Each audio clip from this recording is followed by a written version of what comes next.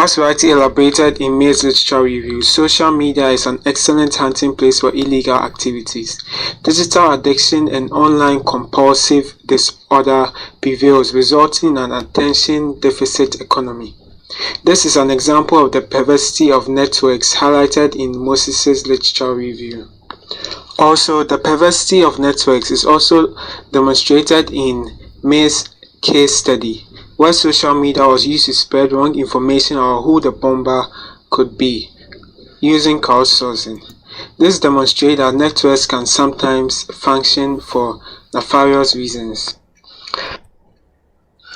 Also, the idea of reciprocity in an accountable type relationship, pointed out in Ron's literature review, can be seen in Moses' case study, but in a perverse way, where the Malaysians were repaying the Chinese for the sort of animosity they felt were being shown them, and this resulted in a brawl between the two groups. Also, May's literature review argues that due to the abundance of social interaction on social media, our social relationships are becoming more superficial. This is a media richness theory. And she also argues that social media brings about the swapping of a small group of strong ties for a larger set of weak ties. However, Vins et al. 2018 demonstrates in their studies that the core discussion network, made up of many strong ties, is not made smaller by social media, hence there is no real reduction in one's strong ties. Also, May's literature review argues that due to the abundance of social interaction on social media, our social relationships are becoming more superficial. This is a media richness theory. And she also argues that social media. This is so because the concept of multiplexity enables strong ties to keep more in touch with each other despite distance and other circumstances that would have been possible. There is also a mutually reinforcing relationship between online and face-to-face communication, especially among strong ties. Bim et al. 2004. A true representation of the reality would be that social media just functions as another means of communication without much significant alteration to one's relationship structure, relationship richness, despite it making our core discussion network more dynamic.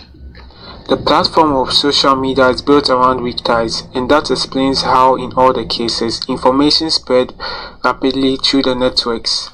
And these weak ties, which link one cluster of ties to another, were what enabled information to spread across a much wider scope of the network.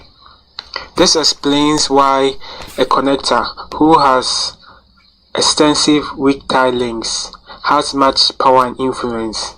This is because of his access to much information, opportunities, and so on from different social groups.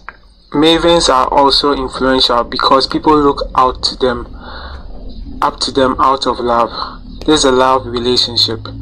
They are more than experts. They are more socially motivated. They love people and like to help them.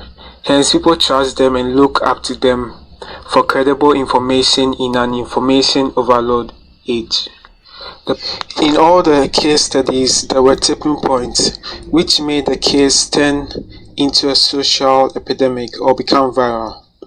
What made May's case study tip was the stickiness of the search for the Boston bombers. For one's case study, it was the stickiness of the message of a search for a valuable blue cap. And in Moses' case study, it was more of the contextual background of racism or racial tensions between Malaysians and Chinese that made just a stolen mobile phone be redirected into a much bigger issue of a racial fight. So in Ron's and May's case study, it was the content of the message which appealed to everyone that kept sharing it, the stickiness factor. And for Moses' case study, it was the tension of the racial conditions in which the message was received. This is the power of context.